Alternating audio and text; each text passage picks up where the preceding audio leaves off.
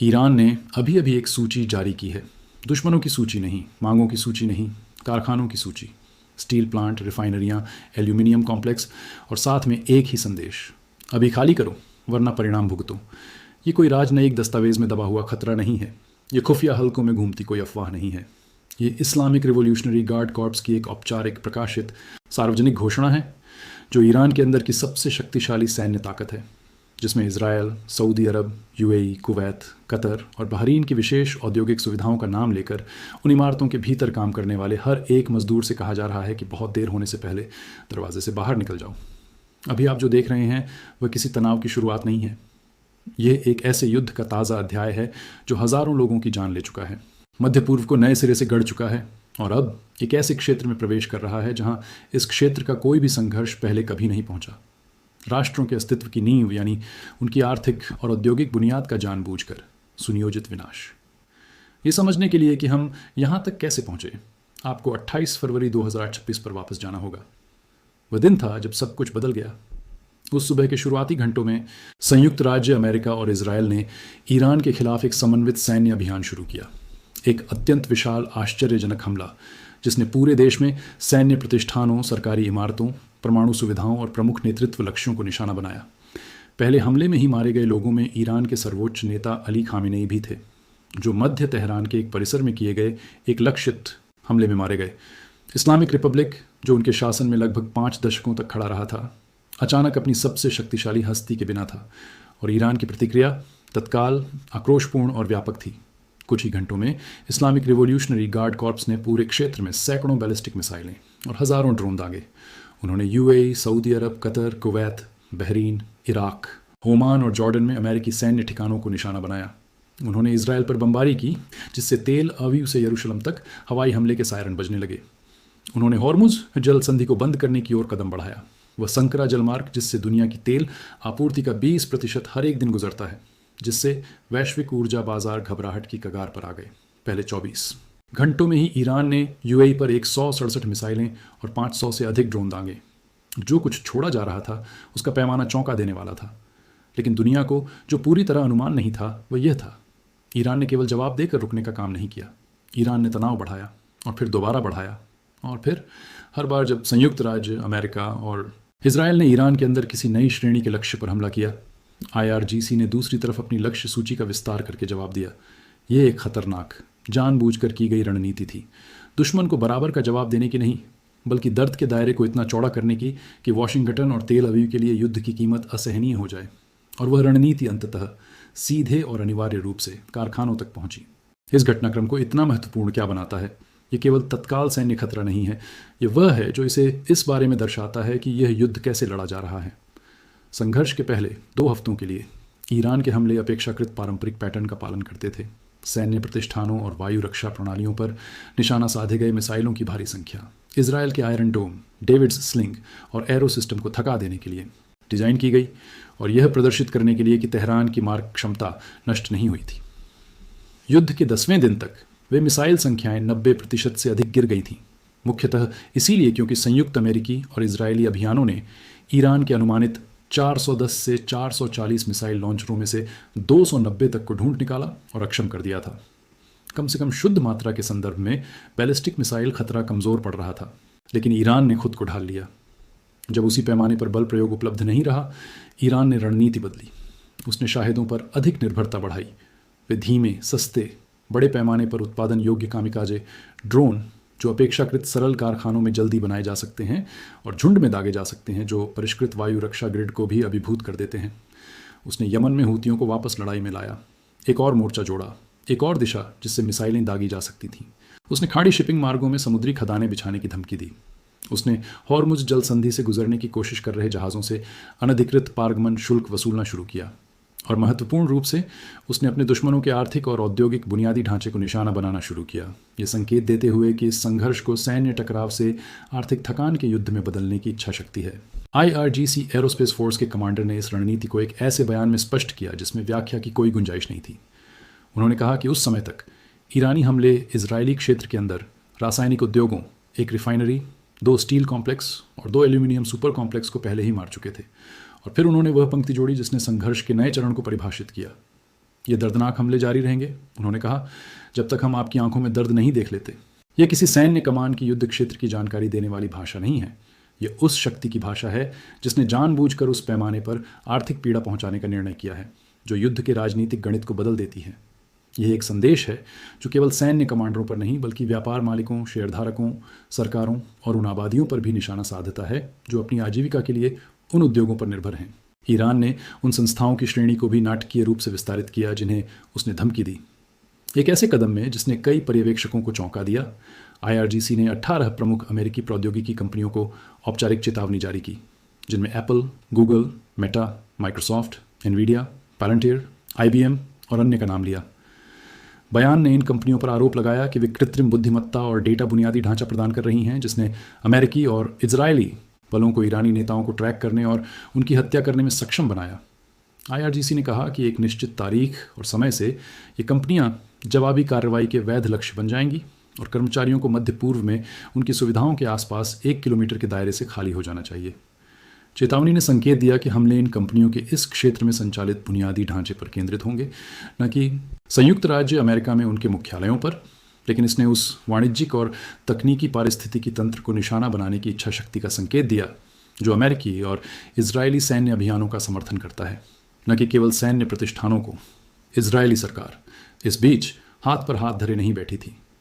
रक्षा मंत्री Israel cuts ने सार्वजनिक रूप से घोषणा की कि इजरायल अपने अभियान को तेज करेगा और ईरान के अंदर अपने निशाने पर लिए जाने वाले स्थलों की सीमा का विस्तार करेगा। तेहरान पर इजरायली नागरिकों पर जानबूझकर मिसाइलें दागने का आरोप लगाया। IRGC के एरोस्पेस कमांडर ने ऐसी भाषा में जवाब दिया जिसने संघर्ष किस दिशा में जा रहा है इसके बारे में बची खुची अस्पष्टता को भी दूर कर दिया।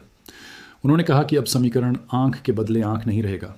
उन्होंने पूरे क्षेत्र में अमेरिकी और इजरायल से जुड़ी औद्योगिक कंपनियों के कर्मचारियों से तत्काल अपने कार्यस्थल खाली करने का आग्रह किया। उस चेतावनी ने प्रकाशित लक्ष्य सूची के साथ मिलकर एक ऐसी स्थिति पैदा की जिसमें तेल अवीव से रियाद से दुबई तक की औद्योगिक सुविधाएं अचानक आसन्न हमले के वास्तविक खतरे में आकर काम कर रही थीं। ईरान के अंदर संघर्ष की मानवीय कीमत भारी थी। स्टील प्लांट हमलों के समय तक अमेरिकी और इजरायली हमलों में 1900 से अधिक लोग मारे जा चुके थे। ईरानी अधिकारियों ने बताया कि कम से कम 120 संग्रहालयों और ऐतिहासिक स्थलों को नुकसान पहुंचा या वे नष्ट हुए।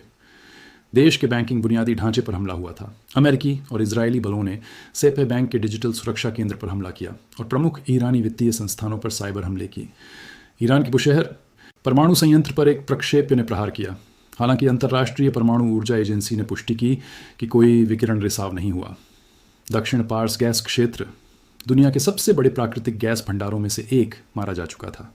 तेहरान के तेल डिपो पर बमबारी हुई थी जिससे राजधानी पर घना काला धुआं छा गया था। ईरान ऐसी मार झेल रहा था जो अधिकांश देशों को कुछ ही दिनों में वार्ता की मेज तक ले आती, लेकिन ईरान मेज तक नहीं आया था, बल्कि उसका नेतृत्व और कठोर हो गया। इजरायली सार्वजनिक प्रसारक कान न्यूज़ ने बताया कि IRGC ने औपचारिक रूप से संयमित क्षेत्रीय रक्षा की अपनी पहले की मुद्रा को त्याग दिया था और अनियंत्रित आक्रामकता के एक नए सिद्धांत को अपना लिया था। उस सिद्धांत के तहत ईरानी बुनियादी ढांचे पर हर इजरायली या अमेरिकी कार्रवाई, चाहे नागरिक हो या सैन्य, को दूसरी तरफ समकक्ष बुनियादी ढांचे पर आनुपातिक हमले से जवाब दिया जाएगा। ईरान ने इस सिद्धांत को निर्विवाद रूप से स्पष्ट किया जब उसने इजरायली क्षेत्र के अंदर संचार और औद्योगिक केंद्रों पर हमला किया जो उसके अनुसार देश में काम करने वाले प्रमुख बहुराष्ट्रीय निगमों से जुड़े स्थल थे। संदेश यह था कि इजरायली या खाड़ी अरब आर्थिक पारिस्थितिकी तंत्र का कोई भी हिस्सा पहुंच से बाहर नहीं है। ईरानी नेतृत्व ने युद्ध के पहले हफ्तों से एक तीखा सबक भी निकाला था।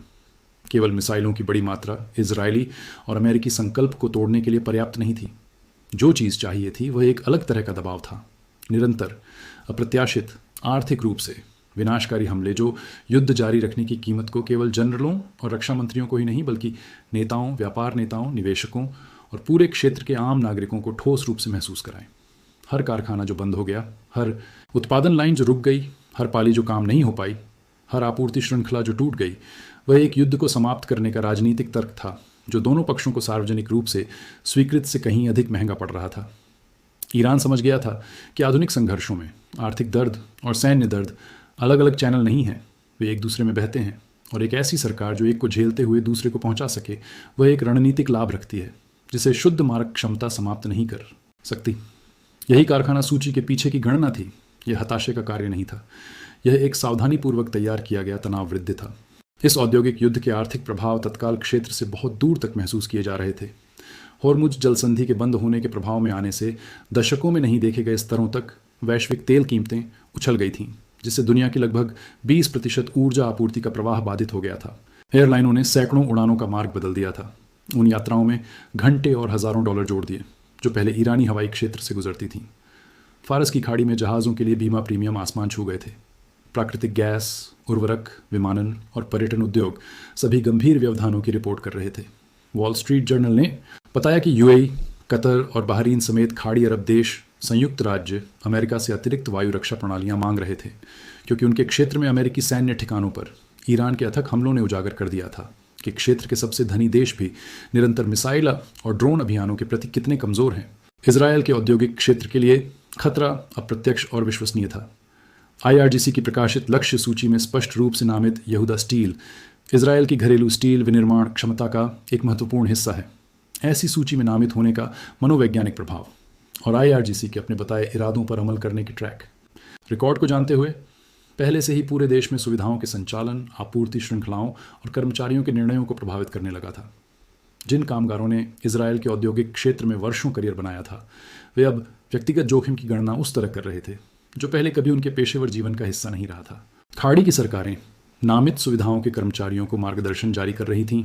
महत्वपूर्ण उद्योगों को चालू रखने की आवश्यकता और इस निर्विवाद वास्तविकता के बीच संतुलन बनाने की कोशिश में कि उन उद्योगों को क्षेत्र की सबसे सक्षम मिसाइल ताकतों में से एक के निशाने पर रखा गया था। और फिर भी सब कुछ के बावजूद विनाश का पैमाना, लक्ष्यों की व्यापकता, एक ऐसे युद्ध की अभूतपूर्व प्रकृति जिसने मध्य पूर्व और उससे परे 14 से अधिक देशों को खींच लिया था। ईरान के कारखाना खतरे के दुनिया के पहले पृष्ठों पर उतरते ही तत्काल तनाव कमी का कोई संकेत नहीं था। अमेरिकी राष्ट्रपति डोनाल्ड ट्रंप ने संघर्ष की समय सीमा के बारे में परस्पर विरोधी बयान दिए थे, एक अवसर पर सुझाव देते हुए कि यह 2 से 3 हफ्तों में खत्म हो सकता है, जबकि साथ ही होर्मुज जल संधि न खुली तो ईरान के बिजली संयंत्रों, तेल कुओं और विलवणीकरण बुनियादी ढांचे को नष्ट करने की धमकी दे रहे थे। विदेश मंत्री मार्को रूबियो ने समापन रेखा को करीब बताया था, लेकिन समापन रेखा हिलती रही। इस बीच ट्रंप ने ईरान के खार्ग द्वीप, देश के प्राथमिक तेल निर्यात केंद्र, पर कब्जे का विचार भी जताया था, एक ऐसा कदम जो अप्रत्याशित परिणामों के साथ एक विशाल तनाव वृद्धि का प्रतिनिधित्व करता। ईरान ने अपनी तरफ से अपने विदेश मंत्री और IRGC बयानों के माध्यम से स्पष्ट कर दिया था कि किसी भी कीमत पर पीछे हटने का उसका कोई इरादा नहीं है। IRGC ने अमेरिकी नेताओं को एक चेतावनी जारी की जो अपनी सीधेपन में उल्लेखनीय थी। हमने आपको चेतावनी दी थी कि हम औद्योगिक लक्ष्यों पर हमलों का जवाब देंगे, बयान में कहा गया। यह हमला केवल एक चेतावनी थी। अगर उद्योगों पर दोबारा हमला हुआ तो हमारा अगला जवाब आपकी कल्पना से परे होगा। वह भाषा आपकी कल्पना से परे एक ऐसी शक्ति से जो पहले से ही एक दर्जन देशों में हज़ारों मिसाइलें और ड्रोन दाग चुकी थी, जिसने दुनिया के सबसे महत्वपूर्ण शिपिंग मेलों में से एक को बंद कर दिया था, जिसने परमाणु स्थलों, तकनीकी दिग्गजों, स्टील संयंत्रों और दूतावासों को धमकी दी थी। इसे नज़रअंदाज करने के लिए नहीं था। जो कुछ दुनिया घटित होते देख रही है वह वास्तव में नया है। नया इस अर्थ में नहीं कि युद्ध पहले विनाशकारी नहीं रहे हैं भयावह रूप से हर सदी में और हर महाद्वीप पर, लेकिन नया इस अर्थ में कि दुनिया के इस हिस्से में पहली बार एक क्षेत्रीय संघर्ष ने एक पूरे आर्थिक गुट के औद्योगिक और तकनीकी बुनियादी ढांचे को स्पष्ट रूप से निशाना बनाया है। लड़ाई के दुष्प्रभाव के रूप में नहीं, नुकसान के तौर पर नहीं, पास के सैन्य स्थलों पर निशाना साधी गई मिसाइलों के दुर्भाग्यपूर्ण परिणाम के रूप में नहीं, बल्कि एक जानबूझकर घोषित, औपचारिक रूप से संप्रेषित रणनीतिक विकल्प के रूप में। ईरान ने अपने दुश्मनों के कारखानों को देखा, उन्हें सार्वजनिक रूप से नाम दिया, अंदर के कामगारों को भागने की चेतावनी दी और फिर उन पर हमला करना शुरू कर दिया। ये क्रम, हमले से पहले घोषणा, मिसाइल से पहले चेतावनी, अपने आप में एक संदेश है। ये कहता है कि ईरान चाहता है कि इन हमलों को समझा जाए, दर्ज किया जाए, और ये डर केवल विस्फोट के दायरे में नहीं बल्कि हर उस बोर्ड रूम और सरकारी दफ्तर में भी पैदा हो जहां इस युद्ध की कीमत के बारे में निर्णय लिए जा रहे हैं। वह सवाल जो अब यहूदा के हर स्टील कामगार पर, एमिरेट्स स्टील के हर शिफ्ट मैनेजर पर, खाड़ी की उन सुविधाओं के हर इंजीनियर पर मंडरा रहा है जिनका नाम उस सूची में आया, वही सवाल है जो इजरायल, सऊदी अरब, यूएई, कुवैत, कतर और बहरीन की सरकारें अभी आपातकालीन बैठकों और रक्षा ब्रीफिंग में जवाब देने की कोशिश कर रही हैं। जब युद्ध अर्थव्यवस्था के लिए आ चुका हो तो आप अर्थव्यवस्था की रक्षा कैसे करते हैं? जब दुश्मन ने फैसला कर लिया हो कि भट्टियां ही लक्ष्य हैं, तो आप रोशनी कैसे जलाए रखते हैं, भट्टियां कैसे जलाए रखते हैं, आपूर्ति श्रृंखलाएं कैसे चलाते रहते हैं? जब रिवॉल्यूशनरी गार्ड्स ने उनका पता एक लक्ष्य सूची पर प्रकाशित कर दिया हो तो आप कार्यबल को कैसे आने के लिए कहते हैं? ये सैद्धांतिक नीतिगत सवाल नहीं है।